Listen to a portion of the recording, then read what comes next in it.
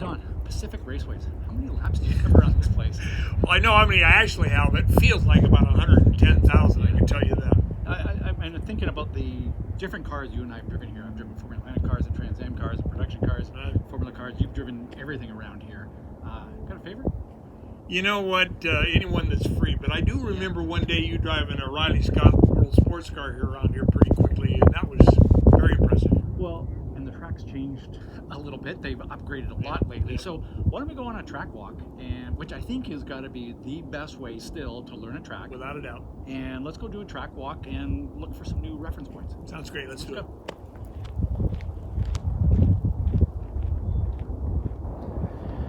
So coming up to the start line, positioning here.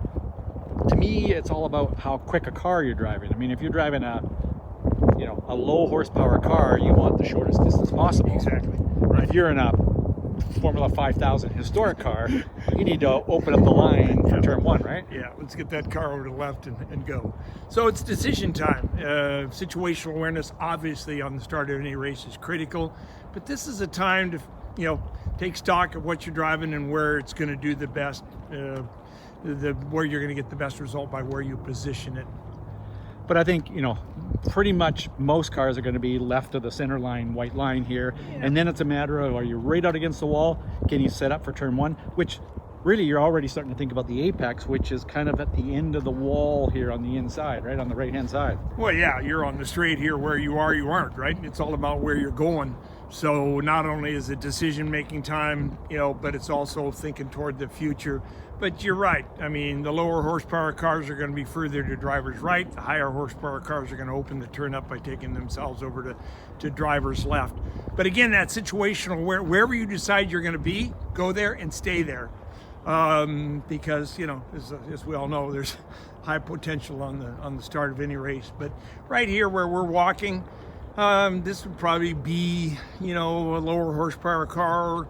The higher the horsepower car, the more you're going to open the turn up by moving over to driver's left here as we approach turn one. The most critical thing here, as you and I both know, is throttle through turn one. Obviously, the car needs to be, it wants a command, and the command here is throttle. Because the track falls away, there's that little dip as you go over the edge of the track, and if you're not on power, the car gets really unsettled. So you need to have the car lined up. If you are ever going to do any kind of a lift for turn one, do it back here. Yeah, there you go. And then be on power as you go through the corner. Yep.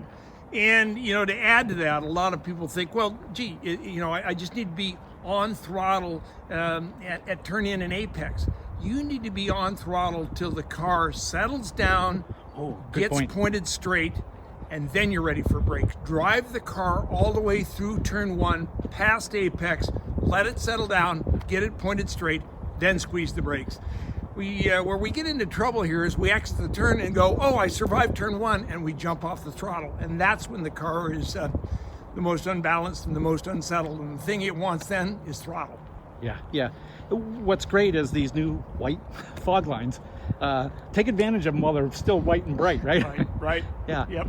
But as you come around here, you can kind of see where you're going to blend in and start to match up parallel with that fog line on the right-hand side. Exactly. Once the car is parallel to that, pointed straight, that's when we see our initial application, some serious application of brakes. I don't care what you're driving. You're hauling what down here. Yeah, we're pretty quick down here. Yeah. So then it's a matter of how much speed are you going to take off for turn two? And to me, this is all about having your eyes up, looking way in there. I think so many people get caught up in focusing on the brake zone. Their eyes drop down. Yep. You have a great line about that whole thing of the front of the car dropping down, eyes up kind of thing. Yep. You and I have spent so much time the last few years focusing on end of braking. For so many years, we spent so much time talking about where you brake and how. Right now, the whole focus is where and how, timing and rate of release of the brake pedal, how and where do I get off the brakes. Maybe your braking point is perfect, but maybe we think about braking a little lighter at that point. and how we're releasing the brakes. The nose of the car goes down under initial application, and gradually the nose of the car comes up as you uncurl that big toe and you focus on end of braking. The minute you see the nose of the car go down, your eyes need to be up. In here, we can see some little undulations in the pavement, and to me, some of that helps our gauge the brake zone. You might have references off to the side as to where you're going to start to brake, but I think a lot of it is we can actually see the little undulations, and the end of this line is solid, and then it starts going to a little dotted line down there. We start relating that to the end of braking point. And the other thing you touched on, I think, is not all corners require a 10 pedal, meaning absolute stand on the brakes, threshold braking. Right. Sometimes in a fast corner like this, you're better off to be a little lighter and have the car super nicely balanced as you come into the corner. Exactly. I love what you were just talking there about the bumps and the slight undulations we see. So much of driving a racing car, driving a car even in a recreational sport driving manner, is what's your butt telling you? What are you feeling? We have our visual points, but maybe we have our kinesthetic, our touch points. And we can use things like the bumps here to tell us right where we are with the car related to where we want to begin braking or end braking. Yeah. When we get to about here, where most cars are going to be on the brakes somewhere in this area. A little before, some a little after, but somewhere in this area you're going to be starting on the brakes. And again, as you talked about as you come through turn one, it's having the car nice and set, straight.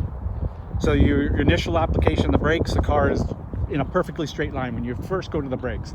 And then your eyes are already bending into way around the corner so that you can start to imagine that line. And we'll talk more about this, I think, is it's one thing to have a physical visual reference, but there's also a mental one. Like right now, my mind is on an apex point way over there. That's where my mind is.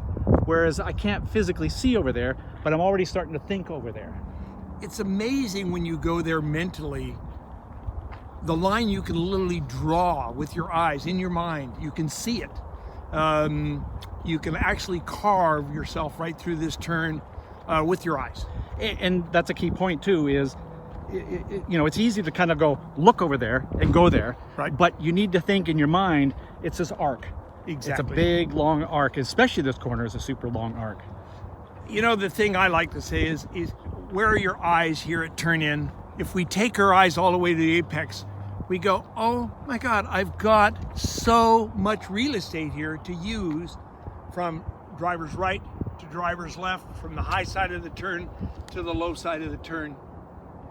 And everything we teach, you can learn right down here. Yeah. And one of the things I love seeing here is we can see this seam that goes down the pavement here. Right. And you can see how the banking changes.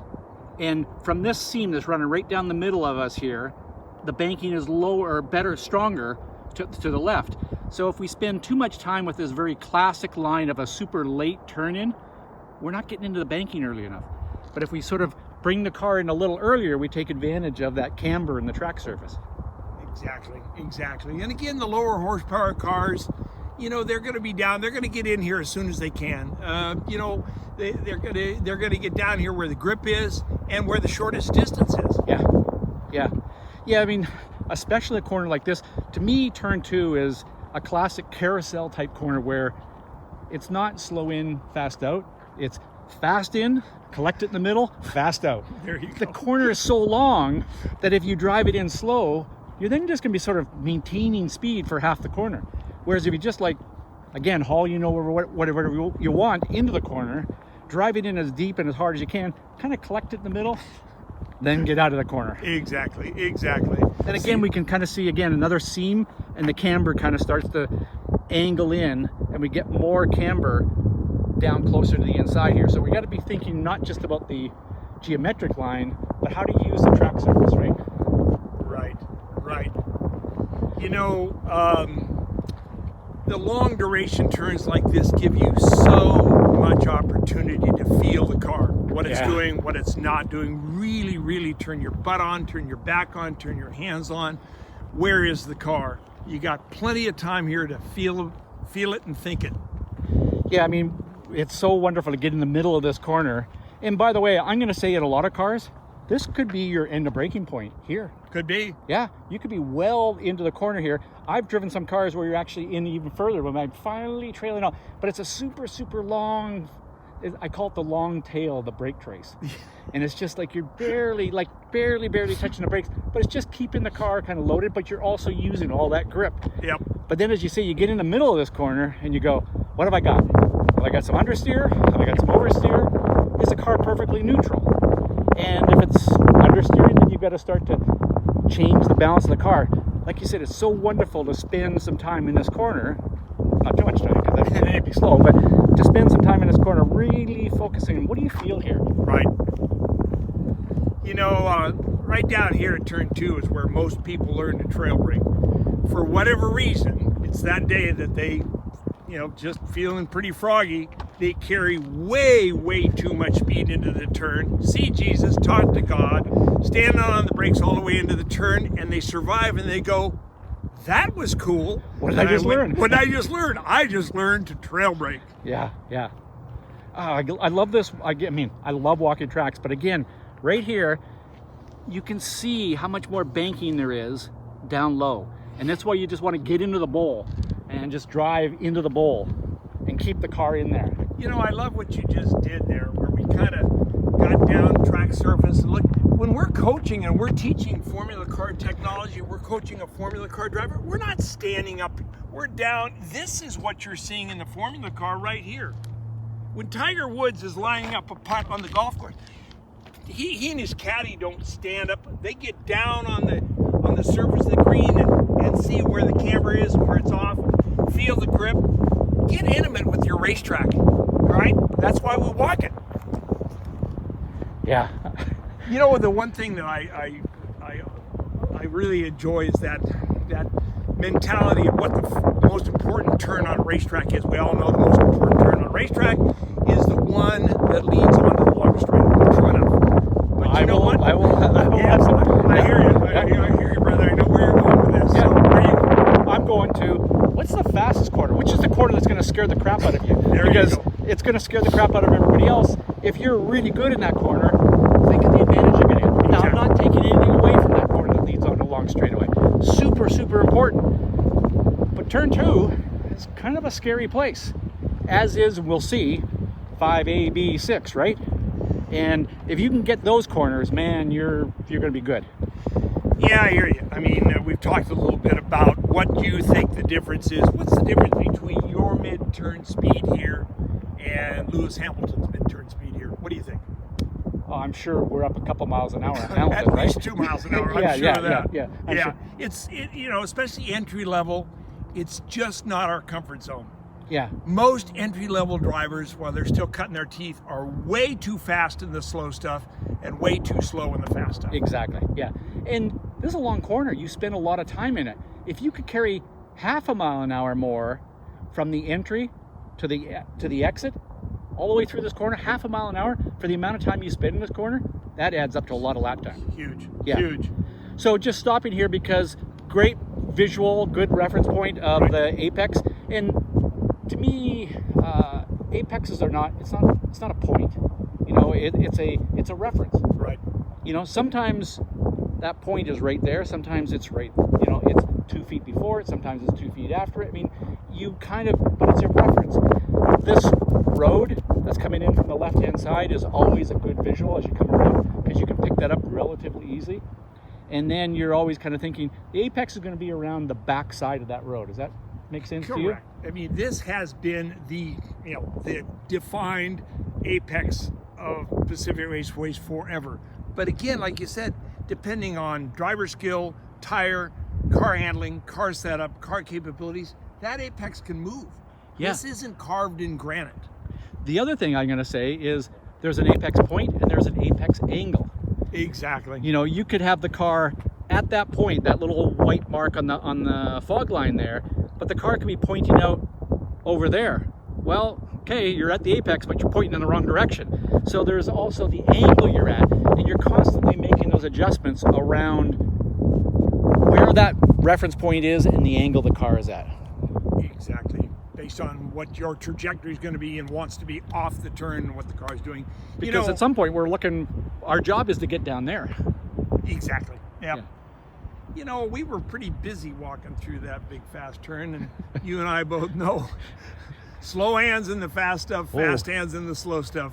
This turn here, turn 2, the less you do, the better off you're going to be. Yeah. Yes. That's a great point. It's just initiate with a nice slow turn in. In the middle of the corner, you might have to make some steering adjustments, but you're steering the car with the balance of the car as much as you are with your hands. Exactly. That's I love it when the student comes in and when the car changed direction and I didn't do anything with the steering wheel. Now I was doing something with the gas pedal. I think that's called throttle steering, right? Right. Another lesson learned, right? I just love that. So exit track out point here, you know, it's not super well defined, but I think that's okay because it's kind of where the car needs to go. At this point, you're going, let the car run free. Yep. You're just thinking about opening your hands, unwinding the wheel, letting the car run free, you know, and your job is just to get that down that hill as quickly as possible. To me, I've always used the turn worker station up on the hill as a bit of a target from way back there. Now, it may be a little bit late, but it's a good target for me. Well, you know, it's been a while since you've been here, but you haven't forgotten much here, brother, because if you walk up here just a little further, you're going to see our mark on the side of the track. That's where our exit cone is, where we want the car to be exiting the turn. And you know what? It's right next to your turn station. So you're right. This is where you want to be exiting the turn. And that's something you see as you commence turn in, looking through the turn where the car is going to end up. And again, as we turned in way back there, and let's just stop and turn around here. This is a big, long corner. We followed all the way around here, and we kept tracking down, and now we're down to here. But as we turned into the corner, our mind was here. Exactly. I mean, we're thinking, how quickly can I get to there? And it's amazing what happens when you put your mind there. Your body says, okay, let's go. Let's make it happen. And how do you put your mind there? You mentally visualize. You know, it's interesting how, you know, we talk about using visualization. Right. You could sit at home in your comfy chair and you close your eyes and you could drive a track at Pacific Raceway, drive a lap of it. Right. Can you drive that corner can you drive it in your mind while actually driving it physically? So that your mind is already there. So you're visualizing, not in your comfy chair, but visualizing at speed. Dynamic visualization. I like that. I like that. You've got to fall into a mental mindset on the racetrack of where I am, where I'm going, what's there, what do I do when I get there before you get there. Right. And we do that with our eyes. We call it mental projection through visual projection. Teaching HPDE stuff, what do most instructors in HPDE spend their day doing? Sitting there going, eyes up, eyes up, eyes up. I mean, those two words can fix 90% of things that are going on with the student in the car. Eyes up, and get your brain out there. Yeah. And coming out of turn 2, you kind of just leave just a little bit of wheel in, and the car just naturally says, oh, okay, we'll go back over towards the left-hand side of the road coming down into 3A. It's magic. I love that. People go, you know, oh my God, the car went from the right side of the track to the left side of the track. That comment that you make, Don, the less you do, the better off you're going to be. Just let the car gradually track from driver's right to driver's left. And it'll do that if you just leave just a little bit of wheel in the car exiting turn 2. The flip side of that is, if you deliberately say, I got to get over to the left, you're going to get over to the left, but not in the way you want to get over there. You're going to have too much wheel in it, right? And you're going to force the car to do something it doesn't want to do. So just kind of naturally let it move back over to the left-hand side. You got plenty of time. Don't panic. There's plenty of real estate to get it down here where you want it. So entry to 3A. There are more than one ways to approach this corner. You know, there's the classic way of setting up way on the left-hand side. There's the out-braking maneuver down the inside. There's the way to go for a quick lap, which is probably somewhere in between those two. Somewhere in between. Yeah, yep. yeah. Yep. And brake reference points, you know, if there are brake markers out here, fantastic. That helps you a little bit. But again, what's most important is that you're looking for the end of braking point. And I think, you know, from here, we could actually start to pick up our end of braking point. that tree and the pole next to it, just to the right of it, which is a little hard to see, but that tree, like if you take a line right from here to where it is on the track on the backside, that might be where your brakes are released. It's trail braking way into that corner, right? Scary, right? You know what? I'm going to give you a job at ProFormance, man. Yeah, that's well, I need a job. Yeah, don't we all need jobs yeah, right now? Yeah, that's exactly the point of end of braking. That's exactly where you're going to fully release brakes. So the idea here is to judge, where do I need to begin braking, right, so that I end my braking down there? Because if we get so caught up in this, oh, I'm going to brake at that reference point right there, we usually apply too hard a brake pressure. We could lock up very easily if we don't have ABS, and we can find ourselves getting partway into the corner going, oh, I'm so slow that I'm going to have to re-accelerate to get to the corner. But I hate it when that happens. Yeah, but if our mind is down there thinking that's where I'm going to finish my braking, you'll naturally start to brake in the right place. And you know, that's even amplified by the fact that this is an entry speed turn. You're not going anywhere out of it. Yeah. So it's all a matter of how much can you carry into it and still get away with it. That is such a great point. I think a lot of people think about this as it's a classic hairpin. You know, it's a very late turn in, late apex, so that you can get a big run out of there. To where? Yeah. Exactly. The other thing that's wonderful about this corner is the elevation change, and the compression that you feel. You know, we're coming down the hill, and now you can start to see in here where it doesn't stop going downhill, but there's a little compression. There's great banking in the corner, great camber in the corner, so we can really use that to our advantage. Personally, I kind of like a spot where we are right about now. Right about here. You know, if I get too far over there, then I'm braking on an angle. Yep. If I'm braking here, I'm at a pretty straight line, and I can get most of my braking done in a straight line before I start to trail off and turn into the corner. Yep. And there's an opportunity over here on the right hand side. You know what I think is hysterically funny? How you and I can't help ourselves from not walking what we consider to be the fast line. We just do it, right? We know that's where we want to be. Well, and I think actually that's a tip on track walks. I often see people walking a track and they're not on the line. You're like, what are you doing over there? Yeah, and you know what? One of the things that we talk a lot about in our competition school when we come to walking a track is don't let it become the Cheyenne social club of racing. Maybe you and one other guy, because when you go out there in mass, all of a sudden it becomes the war stories. I do this, you do that. Do you remember when? And all of a sudden you're not learning a thing. So you and one other guy and walk it intimately. I'll tell you something else. Oh, by the way, the grip down here with the new asphalt. Oh my God. I mean, it's amazing what you can get away with down here. Power down off 3B, amazing. I'll tell you what, this is where I learned to brake in Formula Ford. Oh yeah. Ken Cannon? Yeah. You remember? Yeah, I mean, he was a god in a Formula Ford.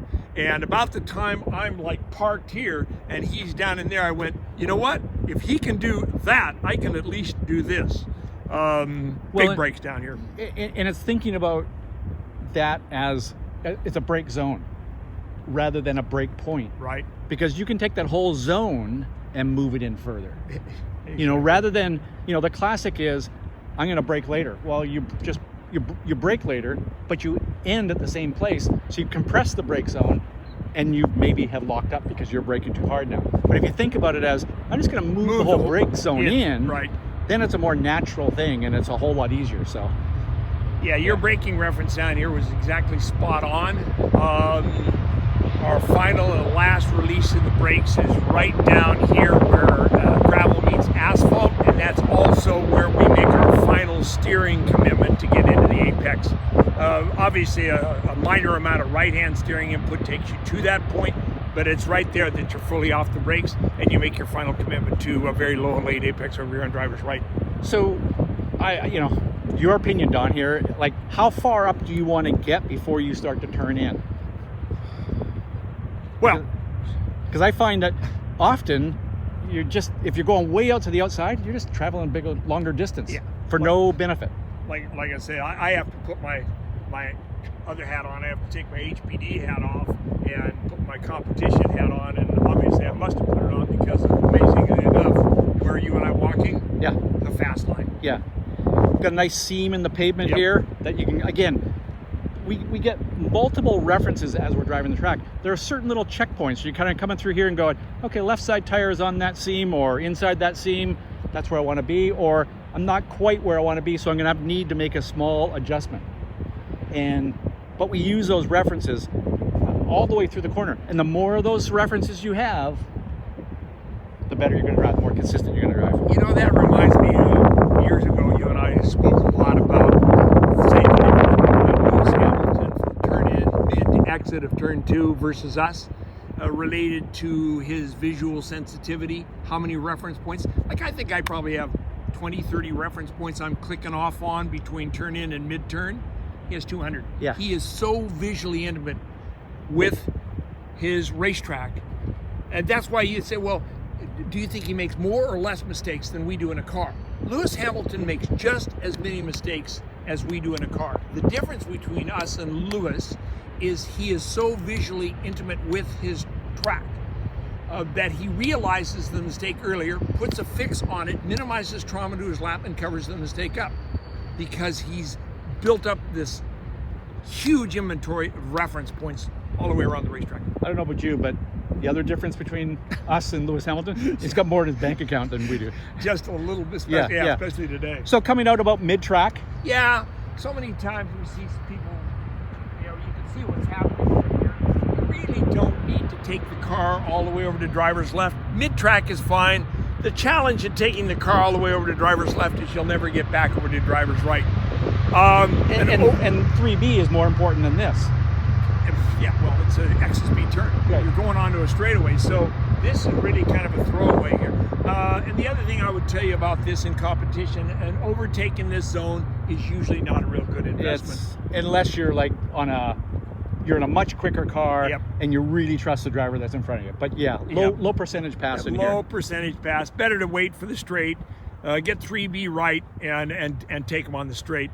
So overtake here, not a good investment. So, you pointed out those, the darker pavement at the exit out there. Correct. Usually, I look at that as, that's the poop zone, right? That's like, I made a mistake, I carried too much speed in, now I'm just understeering, pushing off the edge of the track, I crank on the wheel and it just scrubs a bunch of rubber off my tires. Poop zone? The I poop like zone, that. yeah. I'm going to use that. Yeah. It's trademarked now. 3B is you can learn everything you need to learn about driving a race car here at 3B. It is an exit speed turn. It's a big pushy turn. Now, it's not quite as pushy as it used to be now that we've got the new Super Grip asphalt, but it's a very pushy turn. Sequencing of brakes, throttle, and steering wheel here are really important. Initial application with the brakes. We're going too fast to make the turn. Squeeze the brakes. But we're also going to use the brakes to change direction with the vehicle. This is a 180-degree change of direction. We're going that way, and we want to be going that way, and we don't want to waste a whole lot of time doing it. Squeeze the brakes, look in, turn in, begin to gradually release the brakes as you see left front approaching apex. Begin to gradually release the brakes, start to open the wheel, and then commit hard to throttle. So this seam in the pavement here, again, a good reference. Not necessarily the turn-in point, but it's a reference. It starts to set up in your mind where you're going to plan your turn-in. Some cars you might be turned in just before it, some a little after that. But a lot of it, I think, as you say, is really dictated by how you release the brakes. Exactly. If you release the brakes quickly here, all you're relying on are the front tires and your steering wheel to turn the car. Right. If you use the brakes, now you're using the weight transfer, the load in the car, to transfer or to get the car to rotate as well. So why not use all the tools you've got? I mean, in our competition school, we're constantly taking data on the students. They need to be getting off this turn somewhere around about 50 to 53 miles an hour, all right? The ones that are under that speed are constantly coming to me and saying, I can't get off. The car's got this horrendous understeer. I'm nearly pointed straight before I can come to throttle. And I say, okay, you must ask yourself what you're doing with the brakes. Yeah. Are you using the brakes to change direction? So I would say, they're probably coming off the brakes too quickly, and probably also not taking advantage of that nice camber in the lower part of the corner here too, right? And probably at the same time getting a little greedy with the throttle. And when they ask for throttle, they don't ask real nicely. It's funny how greedy some drivers can be. Oh, patience, my man, patience. Yeah. Patience gives you good reward. So, and 3B was a corner that I always, like, as I came out of 3A, I would just tell myself, patience. Right. Because it's easy to overdrive the entry to it. And then just, like you said, mess up the exit. Yeah, oh God, it lures you in. It says, come on in here. You're all right. Come on in here. Charge in here. You know what? You won't like the return on investment. So apex, long ways around. You know, if we kind of stand back here, we can see how far around this apex really is. You know, it's a good 3/4 of the way through the corner before we get down to the apex. And then your job at that point, get the steering out of the car. Yep. At that point, just, you want to open your hands, unwind the wheel, and again, let the car run free. Yep. And this is a snap unwind. This is where we really have that string between your right foot and the steering wheel. You come down hard on the throttle, and that string drags the steering wheel open. You know your car has 3 sets of brakes, right? It's got a foot brake, it's got a hand brake, it's got the steering wheel. When you've got wheel in the car, you got the brakes on, and you're going on to a long straightaway here. And by the way, this is a straightaway. Yeah. Drive the car as long as you can here without turning the steering wheel. So from here, this very outside edge here, we can kind of line up and you can see where we're going to intersect, where the track bends around to the right and then, or to the left and then back to the right. We kind of line up there, but we're really, our mind is wrapped around over on the other side of the hill, correct? Your brain is in 5A right now. Yeah. Right? So right now you've used up you've left 1/32 of an inch of asphalt right here on the exit of this turn. All right? You have to leave that much? Huh? Your eyes are pointed up track. Right front tire is going to go right over the white fog line, driver's right where that grass kind of bulges out. Your right front tire is going to, just like it's going to drop off in the grass, and then watch.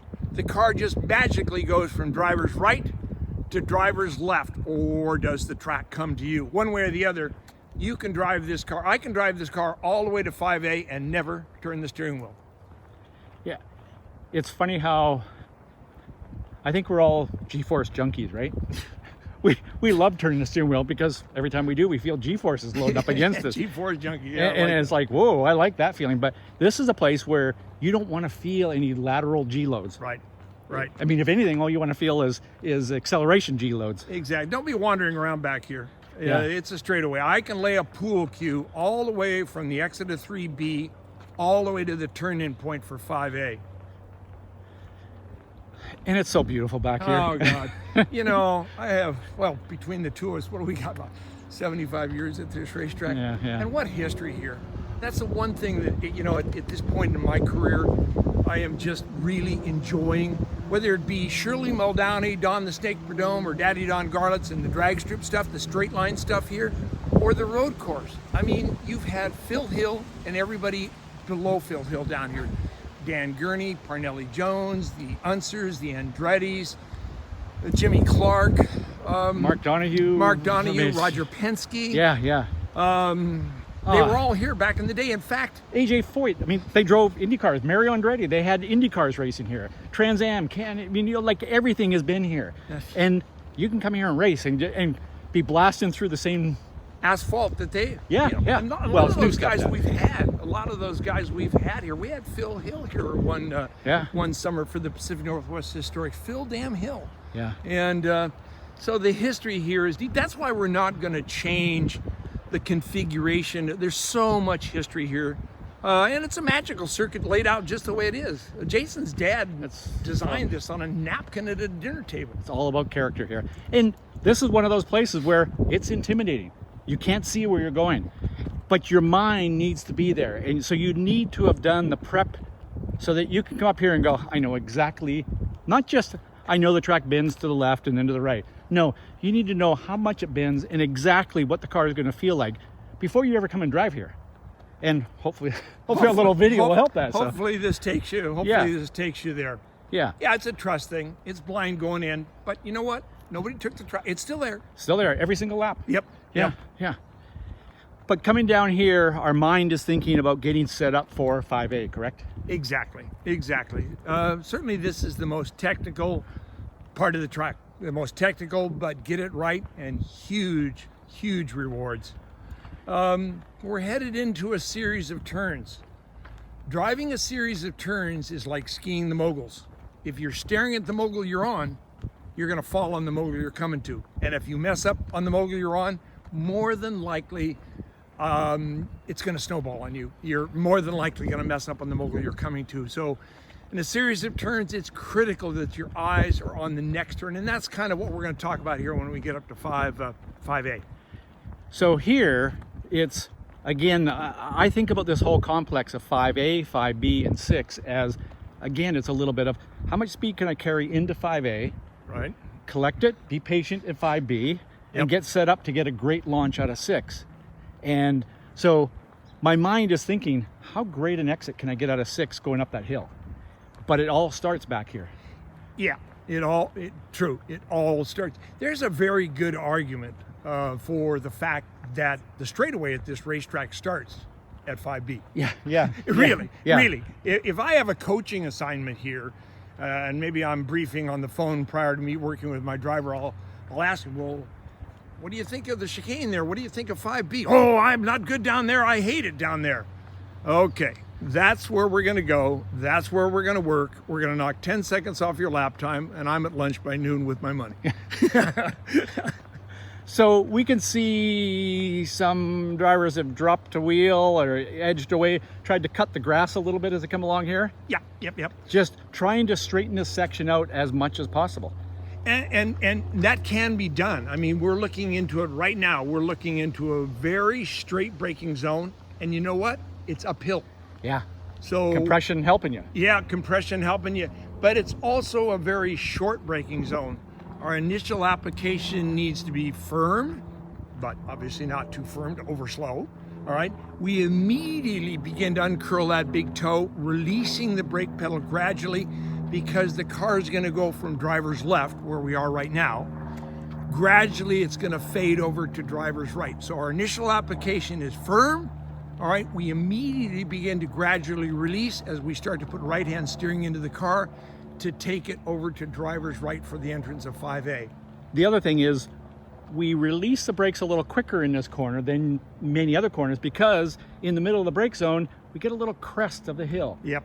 And if you keep the same pressure on as you are cresting that hill, you're going to have the car get a little loose or messed up on you. So if you feel rotation here, and that rotation is of a clock, namely oversteer, and it's of a clockwise manner, you got to ask yourself what you're doing with the brake pedal. yeah. Right? Yeah. So we're coming up here. You can see that crest. Yep. We're getting the car lined up so that we can get a nice arc into 5A.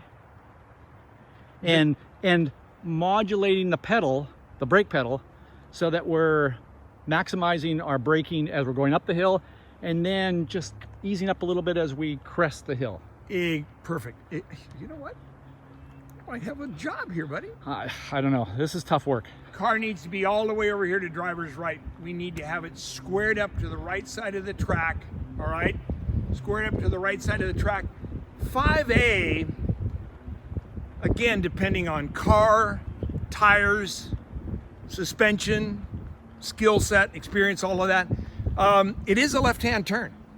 I mean, it does require some left-hand steering input to get the car trajectory proper off the turn. If your trajectory off this turn, you're kind of seeing the apex of 5B, or worse yet, the gravel pit, you've got to ask yourself what you did here. Is there a chance that you angled in, you cheated in on the turn, and your trajectory off was all wrong?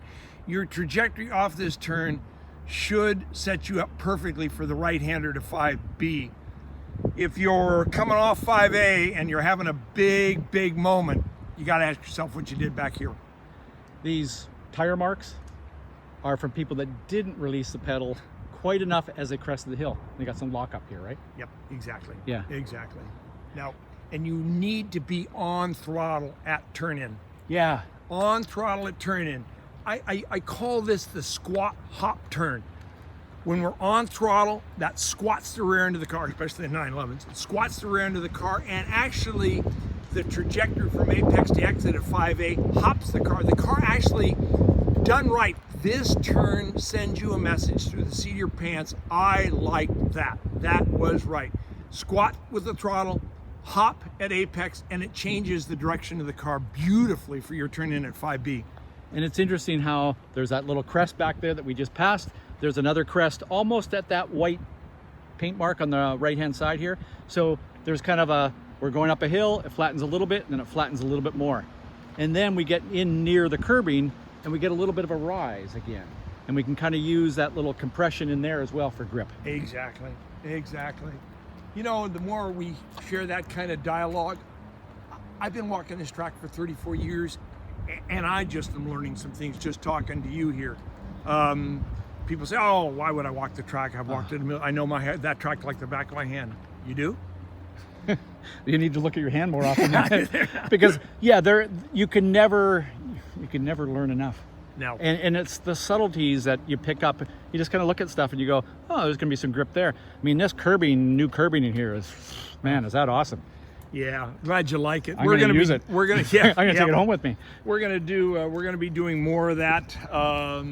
Right now we've done the chicane here, 5A, B6. We're gonna be doing 3A, 3B, exit of 8. So yeah, but that's coming. So, which is a good point when you're doing track walks and learning a track is, most tracks are organic. They're changing. You know, they're changing for different weather conditions and, you know, track surface, but tracks are always getting repairs and updates and nothing. So we could tell you today the apex is right there, but tomorrow it could be slightly moved. So you've always got to be prepared. You got to think about the why behind what you're doing, as opposed to, well, I'm just going to do that. Just the what. Well, could the why be, well, that's the way you've always done it? Well, yeah, that's not a good why. Yeah. Yeah. Well, that's the way I drive Pacific Raceways. Really? Yeah, really? Why? Yeah. Well, I don't know. It's just the way I drive. Well, and I mean, the first time I came to Pacific Raceway, when it was Seattle International Raceway, this was not quite as wide. And the way you drove it was different. If I drove this exactly the way I did back then, I'd be deadly slow now. Yeah, we're considerably wider back here. We spilled just a little extra asphalt on drivers right and drivers left. This was a repaved job that we just spilled a little extra asphalt. Yeah. Funny, here we are walking the fast line again. Yeah. Huh? Can't we? We don't know how to go slow. Right. So, well, I do. So the point is, you know, this is one of those corners. 5A is not a corner that you use all the track on the exit, right? Because you've got to get set up. You're sacrificing a little bit here to get set up for 5B, which really sets you up for turn 6, which is way off in the distance, heading up the hill over there. Exactly. This whole thing. I mean, you will have a driver at times that says, "I am a rocket off 5A." I'm so happy for you. Yeah. What are you doing? You're coming up here to 5B, trying to gather the thing up, seeing Jesus, talking to God. You're on the brakes. The car's going out from underneath you. Sometimes on a racetrack, we need to think, where do I give up a little to gain a lot? And this is one of those spots. Yeah. Again, it goes back to, you know, we can get greedy, and we've got to think long term and strategic. And, you know, what's most important? We're trying to get back to the finish line. Right. And what is it going to take us? Getting from here to the apex of 5B, you win that race? Who cares if you're in last when you get to the finish line, right? Funny how that works. No, right here, it's all about being properly set up for turn into 5B, a throttle commitment, start to squeeze on. But you know what? When you make that throttle commitment here, your eyes need to be at 6. How many times do we see somebody commit to throttle here, and all of a sudden they're approaching 6 and we hear them come off the throttle? It's because, oh my God, I'm at 6. Yeah, but you knew that if your eyes were up here. Right. It doesn't do any good to make a throttle commitment here and then give it up going up 6 because you weren't ready for 6. You're going on to one of the longest straightaways to the racetrack because you must multiply it by 3 because it's uphill. Yeah. Most of the cars we drive have no horsepower. So momentum up the hill is critical. They've never built a car with enough horsepower. No, there's That's no the such problem. thing. Yeah, There's no such thing. Right. So apex curbing here, man, usable.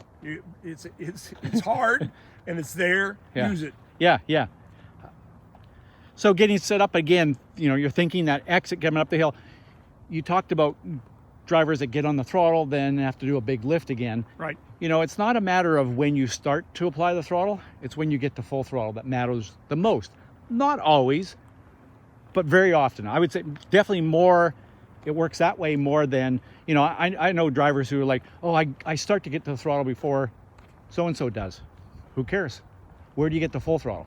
Because if you start to get to throttle and then have to lift back out of it just a little bit, or even just kind of hold it part way for a little ways, and then go to full throttle, I would have rather probably waited and then really applied the throttle and gone boom all the way to full throttle. Exactly. And, you know, it's a package. How that marries up with entry speed. Yeah. You know, did you carry 1 more mile per hour into, therefore through and out? So sadly, you got to get it all right, right? If this was easy, everybody would be doing it. Yeah. Yep. One of the challenges with turn 6 is this hill on the inside blocks your view for so long. Exactly. And again, it's another place where you need to have the mental picture in your mind of where you're going before you ever get there. So clipping past this, pretty much apexing around the middle of the curbing. Yep. And you know, so it's fairly, it's kind of a clip and go kind of a thing. One of the things I'd say about 5AB6, an overtake in this zone, again, is probably one of those low return, bad investment. You know, an overtake in the middle of the chicane, an overtake on the entry into 5A. If you can't get the overtake on the back straightaway prior to the entrance to 5A, give it up. What's the approach? Get in their mirrors. Get in their mirrors. Chase them through the chicane here. Get them going, ooh, what's Ross going to do to me back there? What's Ross? Now you're controlling him. Yeah. And you know what? The mistake he's going to make because he's driving in his mirrors usually is going to be early turn in here at 6. All right, running out of racetrack on the exit, having to come off the throttle, going uphill, and you just pass them on the straight. Yeah. Much simpler to pass somebody on the straight than it is to outbrake them into 5A or pass them in the middle of the chicane.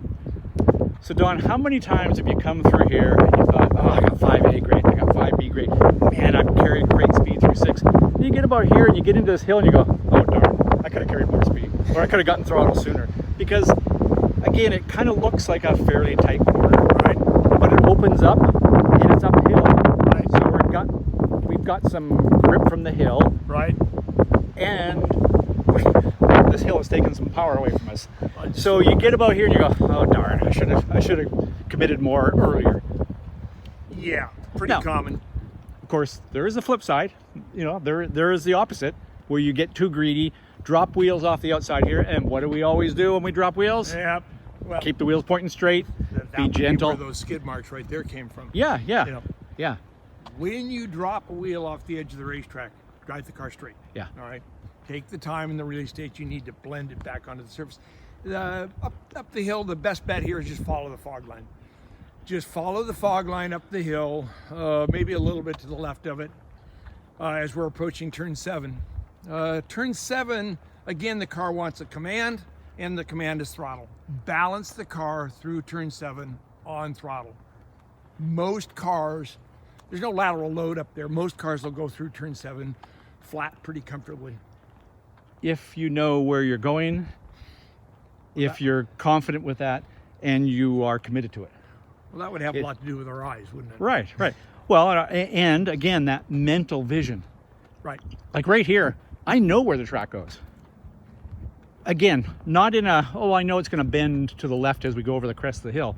No, I know how much I've got to have, how much wheel I have to have in the car to get the car to go on that path. So mentally, I'm already there. So it's not just, I mean, physically, visually, I cannot see where I'm going, but mentally I can. Critical. Absolutely. Yep.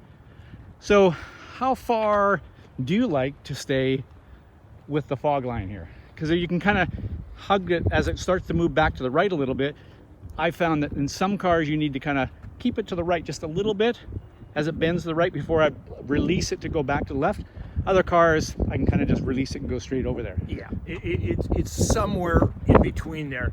Just about the time the white fog line starts to bend to the right, shortly thereafter, you're going to bend the car gradually to the left. Somewhere, again, depending on car, tire, suspension, and skill set. But right about here is where you're going to be even thinking about it or doing it. taking the car from driver's right to driver's left. And to be fair, I mean, you know, if we kind of really stand up at our tiptoes, we can kind of see where the track goes. But at driver height in the car, Right? we're still blind. Yep. So we're turning in blind. But you know it's there, right? Because you've seen it in You saw it brain. last lap. No, you saw it in your brain with your eyes. Right, right. On throttle up through here. All right. Yeah. Yep, we need to squat the car, balance the car through here on throttle. All right, the car does a big unload here at turn 7. There's a lot of suspension travel.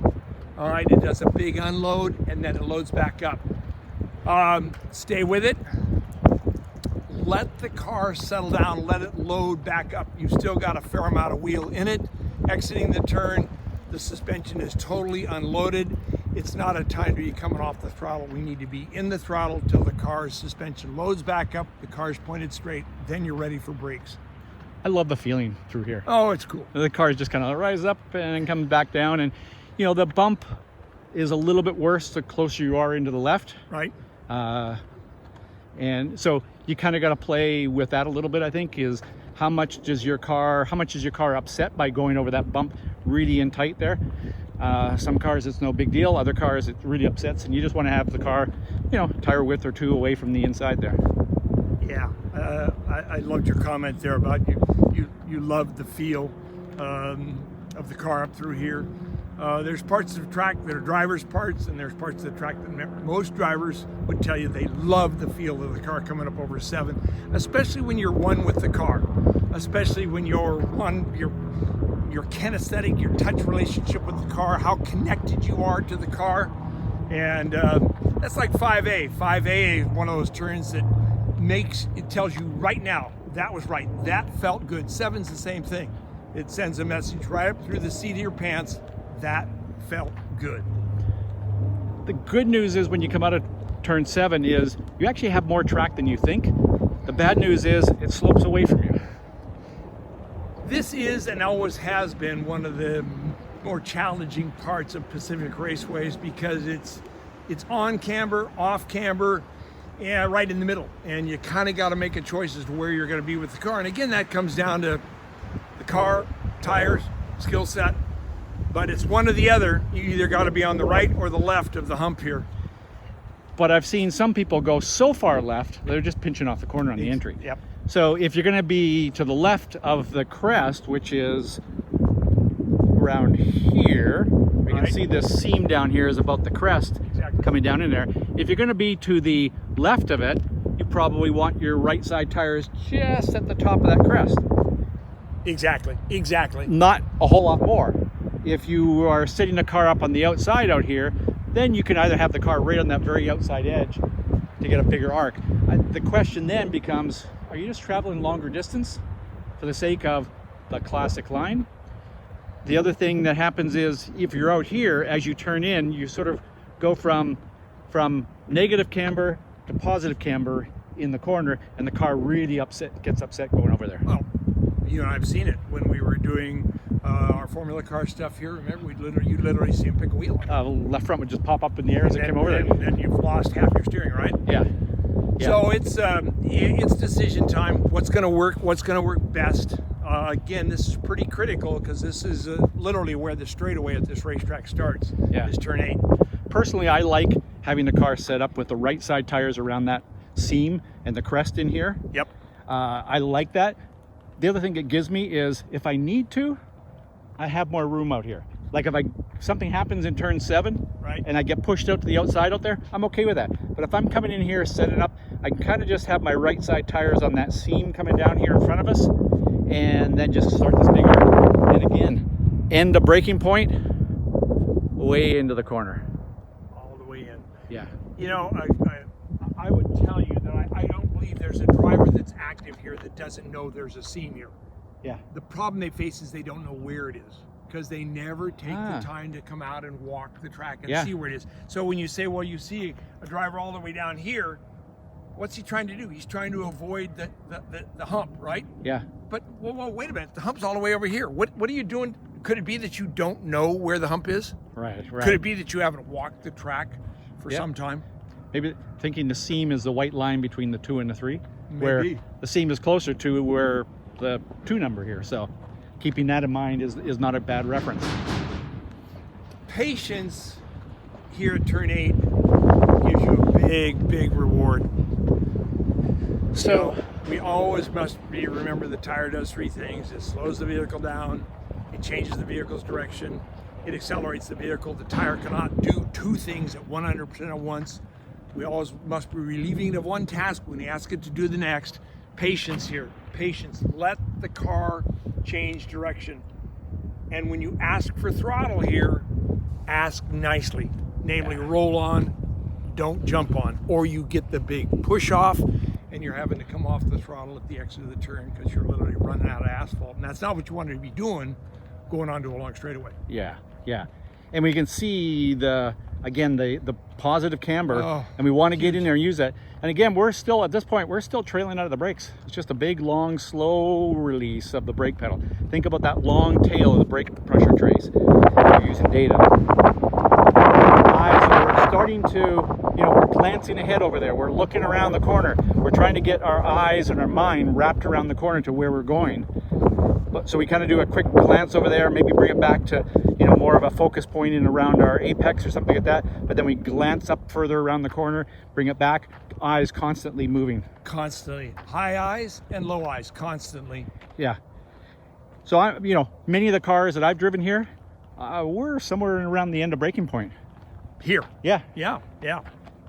It could be slightly before that, could be slightly after that. It's going to depend on how responsive the car is, what kind of front grip it's got, and how much I need to use it. The interesting thing about understeer is we can get in the corner and have some understeer, and the way to cure it is to trail brake more, put more brake on to load the front end. Right. Or it might be release the brakes to give the front tire some grip back. Right. So there is no There's one no thing. Again, it comes down to car and tire skill. Yeah.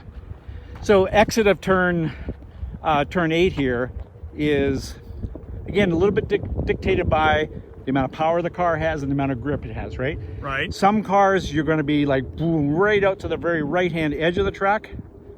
Again, we can see the great camber in the corner, the banking in the corner. But some cars are going to come out and you kind of start to fall over on the other side of the banking as you come out of here, right? And free the car up off the, again, take its third set of brakes off.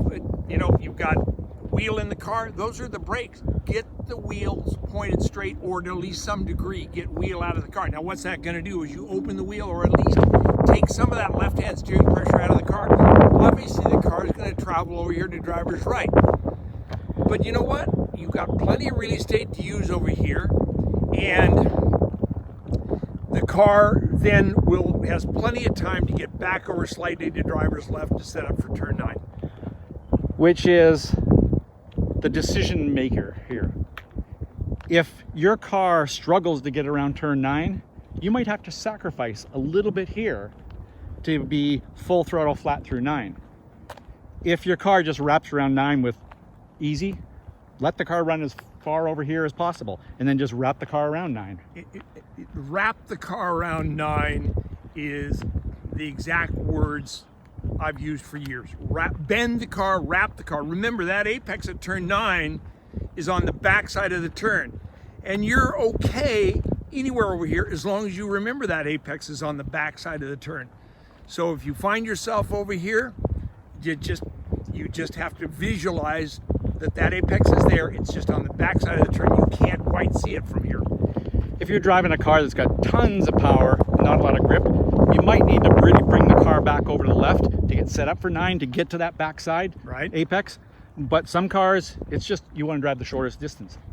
Yeah, especially the low horsepower cars. Yeah, right? yeah. Why would you make them work harder? Right. This is, again, a challenge because visually you're going, where exactly am I going? But again, the track stays the same. Coming around here, you're thinking about, you're driving into almost like a tunnel as you wrap around here, right? Because you come around here and you could, visually you could see the wall way out there, but you can't go all the way out there because the pavement doesn't go all the way out there. Right. Yeah, good point there. from a competition standpoint, 2, maybe 3. 2 cars can go through here side by side. Yeah. But it's got to be a cooperative effort. You've got to give the other car racing room. All right, you can still address this late apex here, apex on the back side of the wall, and you can still get there, but you've got to give the driver on the outside or the inside racing room. And if you're in a class that you're drafting, this is where it all starts. This In is fact, where it's- back there, Nate. Yeah, you made up your mind right now. Yeah. You are mine at the end of this straightaway. So we can see the apex cone up on the fence up here. Correct. And again, it's a great visual, but you have to be able to see that in your mind before you ever get there. You got to know it's there. Yeah, yeah. So again, we kind of spit the car out here. We see this grass patch, and you know, for me, it's like visually, you go, oh, look at all the track over there. Well, actually, you can't go over there. But in an emergency, you could. Oh, I But- got you right, for sure. But you come out of here, and it's like your exit track out point really is where the grass starts out here. Exactly. It's right here, driver's left, your left front, or your left right, or your left rear tire needs to be right on the fog line here, where the grass, where it just starts to bend, where the white line just starts to bend. That's where you're going to end up with your left rear every lap. And then we want to leave just a little bit of right-hand steering in the car to let it track a little bit more over to driver's right than mid-track or driver's left. So we leave just a little bit of right-hand steering in the car. That's going to take it over to driver's right, and you're literally going to drive that seam that we can see right over there. Not this seam here, but that one right over there. The second one over from the left. Yeah, you're going to drive right up that seam, and that pretty much makes turn 10, the opening down there onto the front straight. It pretty much makes it a non-event. It's a non-event anyway, but you can do yourself a pretty good favor by bringing the car a little bit more over to driver's right here on this straightaway. This is all about how little can you turn the steering wheel between now and when you turn in for turn 1. Right. It's just, and it's amazing how like a tiny little bit of wheel can scrub off a mile an hour. And that mile an hour can make all the difference as you Huge. head down into turn 1 and 2. You literally can drive this entire racetrack and turn the steering wheel 8 times. 9 times, you're doing too much. Think about that. Talk us through those. Well, I mean, down here at start finish, your entrance to turn 1, there's no steering wheel. You can't see me do it, doesn't count. So turn 1 or turn 2 is 1 turn of the steering wheel. 3A is 1 turn, 3B is 1 turn, 5A, B, 6. That makes 6 turns. Turn 8 is 7, and coming onto the front straightaway is 8. Anything more than that, you're doing too much, because every time you turn the steering wheel, you slow the car down. You change the balance of the car. You know what really impresses me is that you could count to 8 while walking. I've been working on that. Well, yeah, you notice I stumbled a little bit there. That's Well, because there was some kind of you were- a disconnect. You were having to do some math along the Oh way. my God. Yeah. Yeah. 7 Luckily, plus I 1 wasn't is chewing gum. what? Yeah. Yeah, luckily I wasn't chewing gum. Yeah. And you know, it's so cool, the visual here of just kind of thread the needle. Yeah. And again, but it's just smooth, minimal steering input, Yep. and just When we Flying first through here. did this reconfiguration back in the day when you and I used to club Yeah. race here, you remember right now we're walking in the hot pits. yeah. When we changed this configuration to get us off that VHT soaked drag strip, which we all dreaded in the rain, when we changed this configuration, we looked down here and went, oh my God, there's a left and a right in the middle of the straightaway. Yeah. You don't turn the steering wheel at all here. You don't turn the steering wheel at all until a very, very minute amount of right hand steering input for turn 1. But the minute the car's pointed straight out of turn 9, it's straight ahead. Yeah. Driver's left go right over the fog line here on the left side of the track as the kind of track bulges out.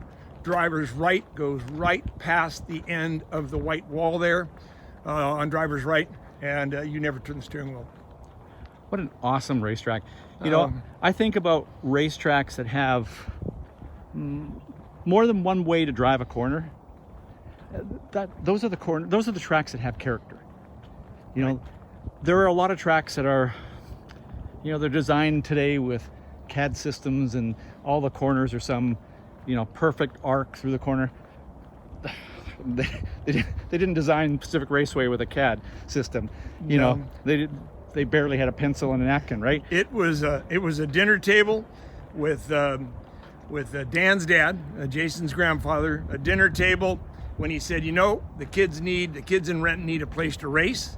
He took out a napkin and a pencil, and we still have that napkin and that pencil, and it's going to end up in the museum here. For a man who really, he was a car guy, but he certainly wasn't a track designer. Yeah. He didn't do a bad job. Oh, it's awesome. It's an awesome track because, again, it's got character, it's got elevation change, it's got fast corners, it's got slow corners, it's got on camber, it's got some off camber. What doesn't this have?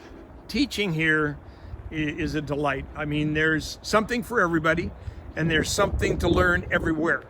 You can learn everything you need to learn about driving a race car at this track because it's got everything that'll help you learn. And as a racetrack, you know, it's got passing zones. You know, there are a lot of tracks that are fun to drive, right? But they're not great racetracks. This has got, you know, I mean, this front straightaway, great opportunity for drafting, right? Setting up the pass, getting set up so you get a big run through turn one, maybe a pass into turn two on the inside, or you get a better exit off of two, you line them up, you get a pass down the inside in the brake zone for 3A, or you get a great exit out of 3B. Getting that run up there and outbraking somebody into 5A, that's a tough one. Yep. It can be done, but it's a tough one. But if you then get a great run out of 6, you come out of 7, just tuck in the inside there, I'll break the car into 7 or into turn 8, another great passing zone. So a lot of passing zones as well. I love it in our competition, our race licensing curriculum, where we cover this, you know, the classic passes in motor racing. The front straight, either because you came off the turn onto that straight faster, or you have a car that has more horsepower. It's the first choice always. You drive up on the car that you're going to overtake, you move out, you go around, and you get back in line. Always your first choice if you and the car can do it. Second choice, under braking prior to turn in. Under braking prior to turn in. Last choice, $1 million in prize money, Formula One championship, mid-turn, and you better be able to make it stick. But when we come to the section of under braking prior to turn in, the students say, well, where's that? What turns do we do? Can we practice that? Well, what do you want? Turn 2, 3A, 8, under braking prior to turn in, and then we take them out and we encourage them and motivate them to overtake in the classic present and overtake move, under braking prior to turn in. What would we do if we had a racetrack where there were no turns that would allow us to do that? Don, we've done a lap. That's it. I don't know what our lap time is, but this is one cool racetrack, and doing this with you, what a hoot. I really enjoyed that. That was great fun. I knew it was going to be, but I quite frankly wasn't prepared for how much fun it was going to be. Thank you, Ross. Thank you, and enjoy. Go drive Pacific Raceway.